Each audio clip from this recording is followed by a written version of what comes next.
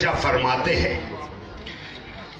हमें ये यकीन है कि हमारा जिला की तरक्की में आपकी तरजीहात में शामिल है, जिसके लिए हम आपका शुक्रगुजार है। हमारा मुल्क हिंदुस्तान आज दुनिया में, ये मैं इसलिए बोल रहा हूँ कि पानी समिति बनाई गई है सभी जगह में। मैं शहरों की बात नहीं कर रहा हूँ, शहरों में अमृत 2 अभी आएगा, उसमें इंतजाम हो जाएगा, लेकिन गांव में हर घर में पानी पहुंच जाएगा इस साल। अब पानी समिति जो है, अब पानी समिति काम को नहीं देखे और 2 साल बाद शिकायत करें कि भाई ये काम ठीक से नहीं हुआ, तो देखने का वक्त यही है। और जितने भी पानी समिति गांव में बने हुए हैं, तो अपने काम को देखिए और उसमें निश्चित करिए कि काम में कोई कमी हो तो अभी बताइए, ताकि उस काम में कोई कमी नहीं रहे। आप सबसे मेरी गुजारिश है कि अगले 30 सालों तक पानी का ऐसा कोई स्कीम आने की आवश्यकता नहीं होगी। तो जो पानी समिति के जितने भी लोग हैं, जितने भी लोग यहाँ मौजूद हैं, तो उस पर खास अपना योगदान दें और पानी की जो सहूलियत दी जा रही है उसको पूरा 100% अच्छी तरह से अचीव करें, ताकि आने वाले वक्त में कोई प्रॉब्लम नहीं रहे। बिजली के बारे में लोगों ने बात किया कि आपको 150 मेगावाट चाहिए वगैरह वगैरह। अगर मैं एक आंकड़ा दे रहा हूं कि पिछले 3 सालों में हम लोगों ने 31,000 करोड़ बोरो करके, उधार लेकर के बिजली के बिल चुकता किए हैं। इस तरह से बिजली की व्यवस्था नहीं चल सकती है। यहाँ पे AT&C लॉसेस मैं मान के चलता हूँ कि 50% से ऊपर होगा, और हम लोग 50% सब्सिडी देते हैं, तो जो 100 रुपया देकर के हमें 20 रुपया भी वापस नहीं आता है। अगर लोग बिजली का जो भी सब्सिडी के साथ पैसा दिया मांगा जाता है वो दे दें, तो 24 घंटे बिजली मिलेगी। नए गुब्बारा में 24 घंटे बिजली हो और 100% पेमेंट हो, इसकी व्यवस्था बहुत आराम से की जा सकती है। और अगर यहाँ से सब लोग यही सोच के जाएं कि भाई ये मकसद नहीं हो कि मुफ्त में बिजली मिले, बल्कि ये हो कि 24 घंटे बिजली मिले। इतने गरीब नहीं हम लोग कि हम लोग बिजली का बिल चुकती नहीं कर सकें, लेकिन 24 घंटे बिजली मिल सकती है। ये आप लोग अपने घर में जाके सोचिएगा कि मैं क्या कह रहा हूँ। मैं यकीन से कह सकता हूँ कि 24 घंटे बिजली दी जा सकती है आज के दिन में, लेकिन शर्त यही है कि आप बिजली का बिल भी पूरी तरह से सब लोग पेमेंट करें। और बहुत से लोग करते हैं, कुछ लोग नहीं करते हैं, लेकिन सब लोग करें। शिक्षा के मामले में हम लोगों ने बहुत प्रगति की है, लेकिन बहुत प्रगति करने की आवश्यकता है। इसमें जो बच्चे 12वीं तक नहीं पढ़ते हैं, कम से कम 12वीं तक तो पढ़े। मिडिल क्लास आते आते, हायर सेकेंडरी आते आते स्कूल छोड़ने की जो तरीका था, पहले तो जो भी व्यवस्था थी, अब तो स्कूल में टीचर्स आते हैं, उनकी बायोमेट्रिक अटेंडेंस होती है, तो मैं सभी से अनुरोध कर रहा हूँ कि अपने बच्चों को 12वीं तक जरूर पढ़ाएं। अगर उसमें कोई दिक्कत है तो उस दिक्कत को पूरा किया जाएगा। अगर उनकी डिस्टेंस बहुत ज्यादा है या जो भी है, इस तरह की उनकी दिक्कतें पूरी की जाएंगी। पर 12वीं तक नहीं पढ़ना मेरे ख्याल से नए समाज में ऐसा नहीं हो सकता है। अगर 12वीं तक भी बच्चे और बच्चियां दोनों नहीं पढ़ते हैं, तो कहीं ना कहीं कमी हमारे अंदर में है, और ऐसा नहीं होना चाहिए। स्वास्थ्य के मामले में आप लोगों से रिक्वेस्ट है कि जितने लोगों ने भी गोल्डन कार्ड इंडिविजुअली नहीं बनाया है, फैमिली का तो बन गया है, लेकिन 7% लोग अभी भी ड्यूटी लेवल पे बाकी हैं। अपना गोल्डन कार्ड ले लीजिए, बहुत फायदा रहेगा आपको दिक्कत नहीं आएगी। खेल के मामले में मैं मानता हूँ कि आप लोग सब लोग खेल रहे होंगे, और खेल के मामले में सभी लोग खेलें। सभी पंचायतों में फील्ड बना दिए गए हैं, लेकिन खेलने की कोई उम्र नहीं होती कि आप थोड़ी उम्र ज्यादा होगी तो खेलना बंद कर देंगे। और इरफान साहब, मैं आपसे उम्मीद रखता हूँ कि आप भी खेलें और बाकी सबको भी खिलाएं। सब लोग खेलेंगे, अच्छा लगेगा। और हम लोगों ने इस साल गोल्डन ईयर गेम्स, यानी कि जो जिनकी उम्र थोड़ी ज्यादा हो गई उनके लिए गेम्स चालू किए गए थे, तो सब लोग खेलें, महिलाएं भी खेलें, जो पुरुष हैं वो भी खेलें। ये खेलने की कोई उम्र नहीं हो सकती है, और खेलने से दिमाग बहुत साफ होता है। 1 घंटा खेलेंगे तो बहुत अच्छा लगेगा। एक चीज की बात मैं बात करूंगा, रोजगार की बात करूंगा। बहुत से लोगों ने ये बोला कि इस सरकार में रोजगार नहीं दिया जा रहा है। 21-22 में सबसे ज्यादा रोजगार दिए गए थे इस गवर्नमेंट के द्वारा। नंबर नोट कर लीजिएगा, 30,000 लोगों को नौकरी दी गई थी सरकार ने।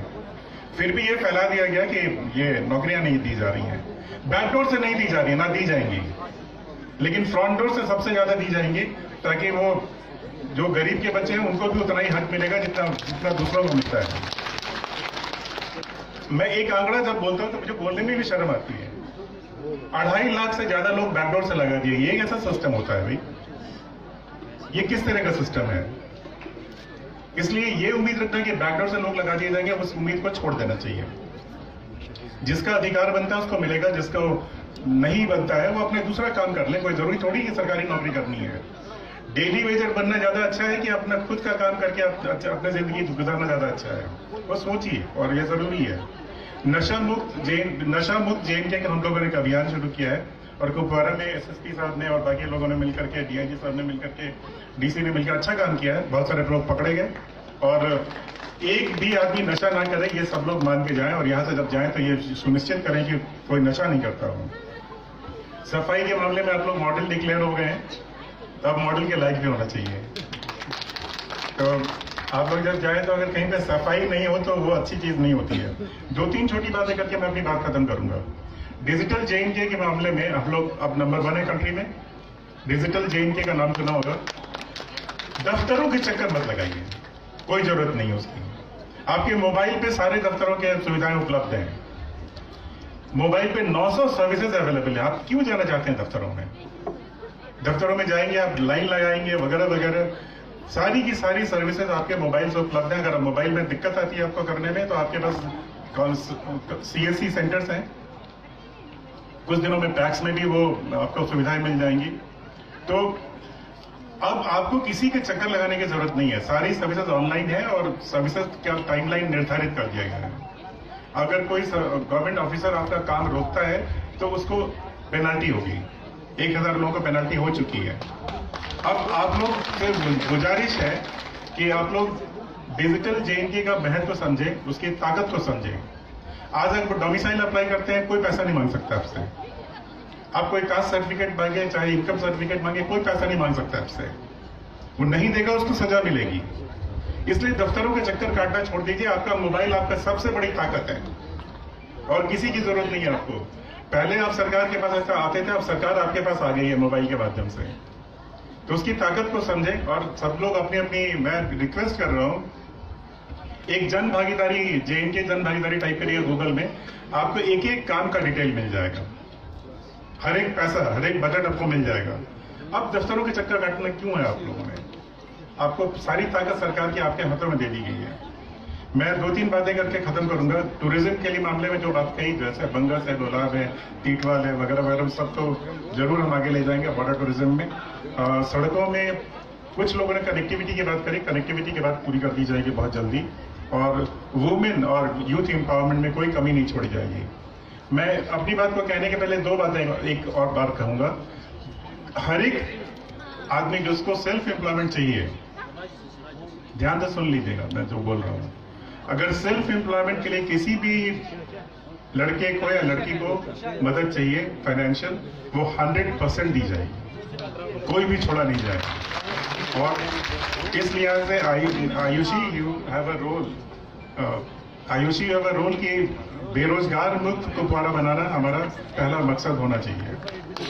ये इसमें कोई भी कमी छूटनी नहीं चाहिए, और यूथ एम्पावरमेंट में और वुमेन एम्पावरमेंट में कोई कमी नहीं रहनी चाहिए। आगे आने वाले वक्त में कुपवारा अपने को बैकवर्ड नहीं बोले, कनेक्टेड बोले और विकसित बोले, ऐसी हम लोग मानते हैं। धन्यवाद, thank you. Our sincere appreciation to our esteemed Chief Secretary for his enlightening and informative speech. His insights have provided us with valuable perspectives about various schemes that are being run by the government. Let's give esteemed Chief Secretary a huge round of applause for his significant contribution to this event. Ladies and gentlemen, it is with utmost honor and privilege that I invite to the stage the esteemed presence of our distinguished guest, the Honorable Lieutenant Governor of Union Territory of Jammu and Kashmir. Please join me in extending a warm and respectful welcome as His Excellency prepares to share his valuable insights and address us on this momentous occasion. Thank you.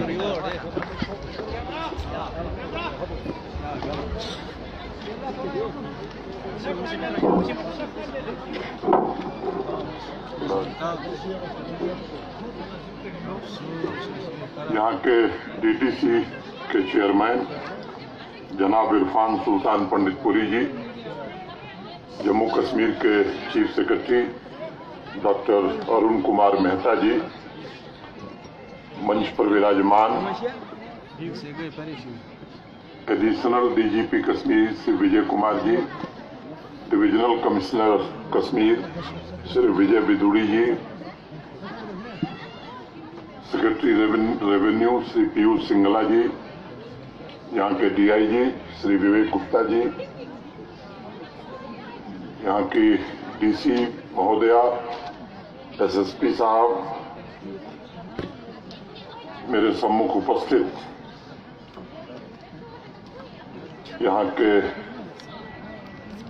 President municipal council रियाज अहमद मीर साहब, DDC के vice chairperson हाजी फारूक मीर साहब, सभी DDC के मेंबरान, municipal committee के chairman, BDC के chairman, मेंबरान, पंच, सरपंच, सभी चुने हुए जनप्रतिनिधि, मेरे सम्मुख उपस्थित कुपवाड़ा के भाइयों, बहनों और मित्रों, जिस मिट्टी को मां शारदा का आशीर्वाद मिला हो, वह मिट्टी आपको बारंबार जरूर बुलाती है, खींचती है। और इसीलिए शायद ही कोई ऐसा साल होगा जब कुपवाड़ा की पवित्र भूमि पर मेरी हाजिरी न लगी हो। भले कुपवाड़ा शहर में मैं न आया हूं, लेकिन विभिन्न इलाकों में मुझे आने का अवसर मिला है। एक बड़ा पुराना उम्दा शेर है जिसे मैं आपको नजर करना चाहूंगा। हर एक सांस मुझे खींचती है उसकी तरफ, हर एक सांस मुझे खींचती है उसकी तरफ, ये कौन मेरे लिए बेकरार रहता है, ये कौन मेरे लिए बेकरार रहता है। साथियों, कुपवाड़ा की इस मुकद्दस मिट्टी में वीरता, शौर्य, देशभक्ति और लोकतंत्र के प्रति आस्था, ऐसे हजारों उदाहरण बिखरे पड़े हैं और मुझे गर्व है कि आज उनकी विरासत को संवारने में हम सभी लोग मिलकर के जी जान से जुटे हुए। मैं निजी तौर पर अपना रिश्ता कुपवाड़ा से गहरा मानता हूं। जब से जम्मू कश्मीर का कार्यभार मुझे मिला, तब से लेकर और आज तक अध्यात्म, प्राकृतिक सौंदर्य, सौहार्द और मोहब्बत की इस मिट्टी से मेरा संपर्क निरंतर बना हुआ है। ऊपर वाले का करिश्मा देखिए कि आजादी के 73 साल बाद मछैल और केरन में हजारों परिवारों की जिंदगी में उजाला भरने की जिम्मेदारी भी हम ही लोगों को उठानी पड़ी। इसी वर्ष जुलाई में वर्चुअल माध्यम से ही सही, आप सभी का दर्शन करके 33 साल बाद सिनेमा हॉल शुरू करने का अवसर भी मुझे ही मिला। अगस्त में मुझे दोबारा हंदवाड़ा आने का मौका आप लोगों ने दिया। मल्टीपर्पज स्पोर्ट्स साल युवाओं के बेहतरीन भविष्य को बनाने के लिए सौंपा गया और उसी दिन विलगाम आरामपुरा में ग्रिड सब स्टेशन का भी लोकार्पण किया गया था तथा कुपवाड़ा के सर्वांगीण विकास के लिए 32 करोड़ रुपए की विभिन्न प्रोजेक्ट्स आम जनता को समर्पित किए गए।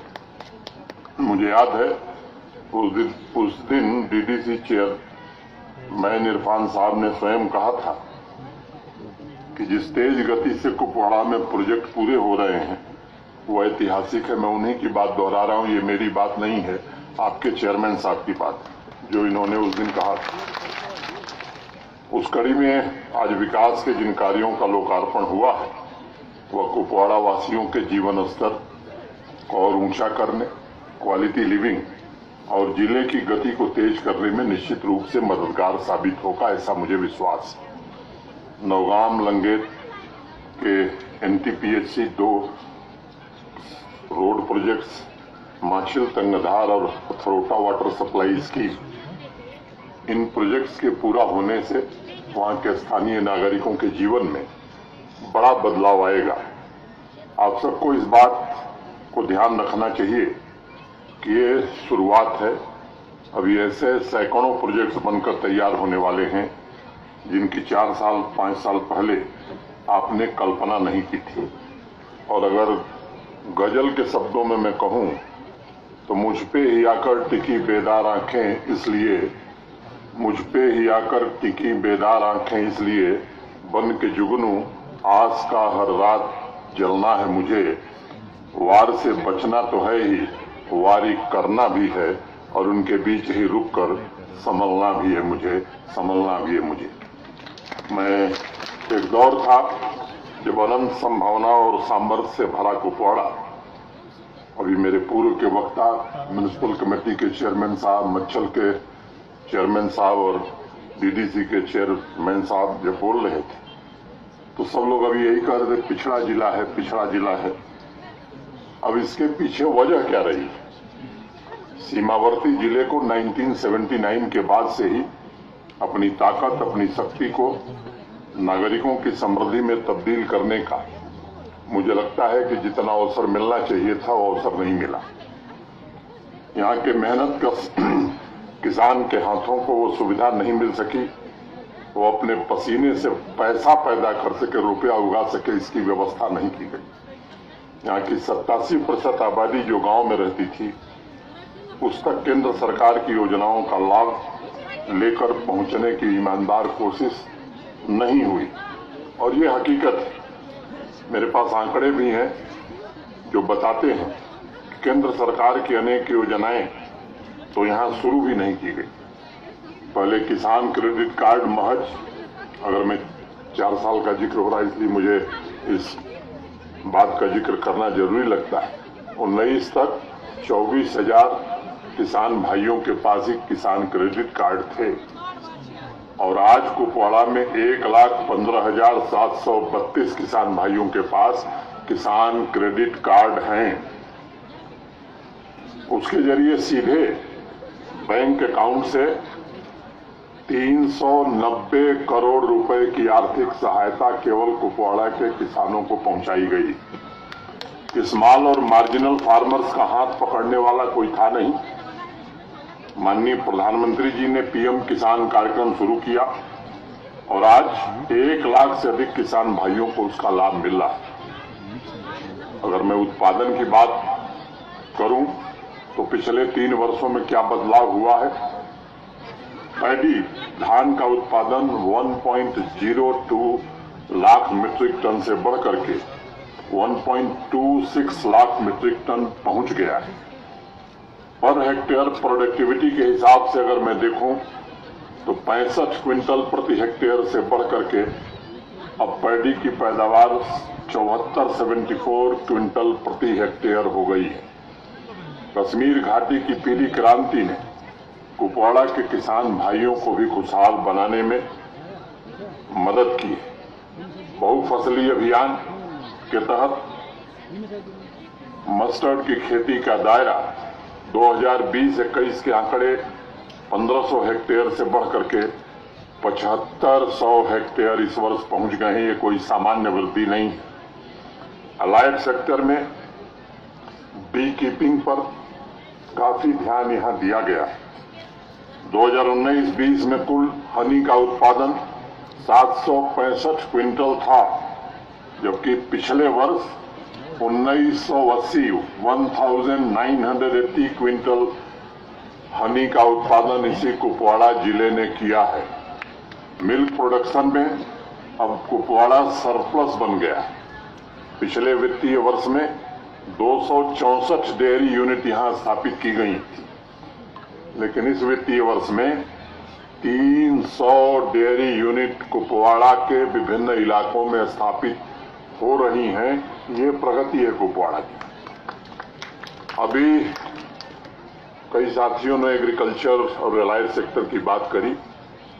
पिछली बार हंदवाड़ा में भी मैंने जिक्र किया था और आज भी मैं इस बात को कहना चाहता हूं कि आप जमीन पर जो लागू हो रहा है होलिस्टिक एग्रीकल्चर डेवलपमेंट प्रोग्राम, ये जम्मू कश्मीर प्रशासन सुनिश्चित कर रहा है कि किसान भाइयों की आमदनी दुगनी नहीं 4 साल में 3 गुनी से ज्यादा होगी। मैं आपको यकीन दिलाना चाहता हूं और ये उनकी कमाई अस्थायी हो।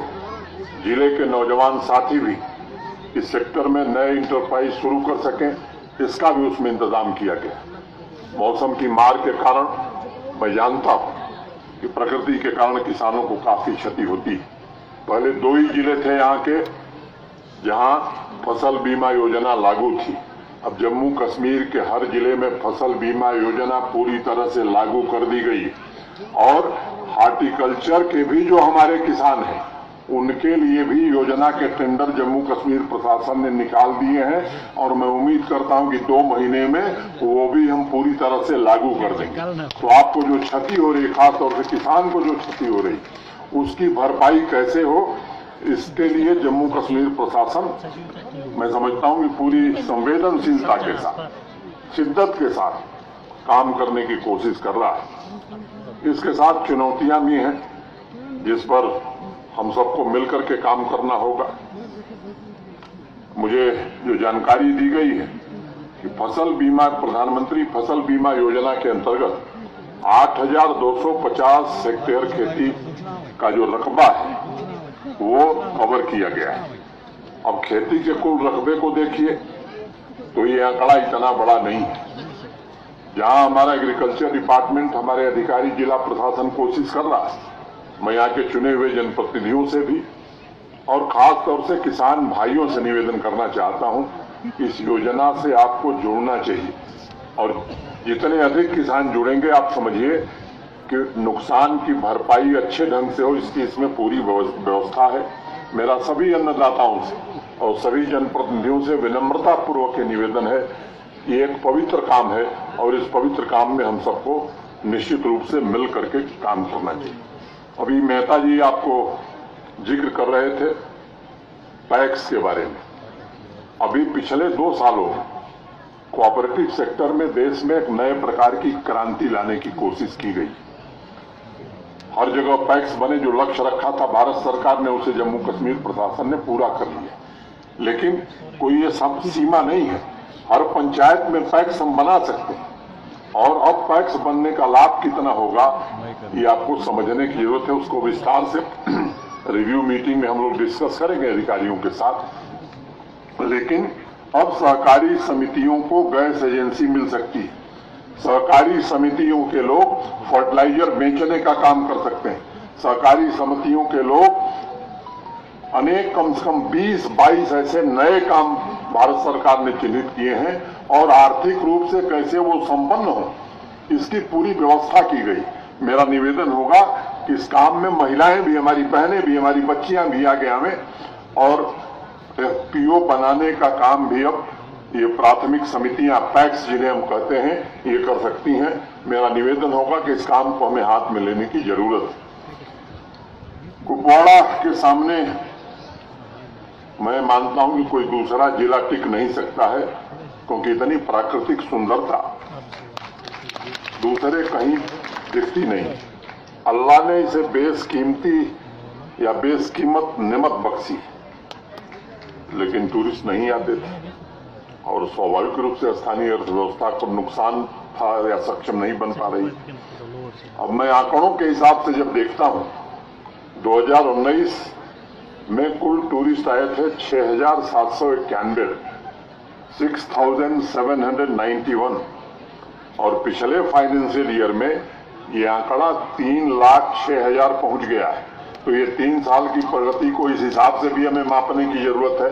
मैं जानता हूं, मैं भी सामाजिक और राजनीतिक जीवन में रहा हूं और उसका एक ही फार्मूला है कि जब 2 मिल जाता है तो अगली 3 बात नई खड़ी हो जाती है। तो हम भी करते रहे, आप भी कर रहे हैं, तो मुझे उसमें कोई तकलीफ नहीं। पिछली बार चेयरमैन साहब, वाइस चेयरमैन साहब, डीडीसी के अनेक जनप्रतिनिधि आए थे। हम लोगों के बीच 2 बातों पर सहमति बनी थी। एक प्रमुख सड़क की मैंने कहा था कि हर हाल में बनेगी और वो निश्चित रूप से बनेगी, मैं सार्वजनिक सभा में कह रहा हूं। और दूसरी बात रेल लाइन की थी। आप सबको मालूम है कि भारत सरकार के रेल मंत्रालय ने उसके लिए पिछले बजट में सर्वे का प्राविधान किया हुआ है। सर्वे का काम पूरा हो जाए तो मैं आपको भरोसा देता हूं कि ये रेल लाइन भी निश्चित रूप से स्वीकृत कराई जाएगी ताकि कुपवाड़ा रेल लिंक से जुड़ जाए। ये काम जरूर किया जाएगा। अब मैं जो टूरिज्म का आंकड़ा बता रहा था, इस आंकड़े में सैकड़ों परिवारों में नया परिवर्तन आया, सैकड़ों की संख्या में नए रोजगार मिले। अब जिले में टूरिज्म सेक्टर में स्वाभाविक रूप से कैसा बदलाव आया है और इसमें अभी और संभावना है जो इस जिले को तरक्की की नई ऊंचाई पर ले जा सकता है।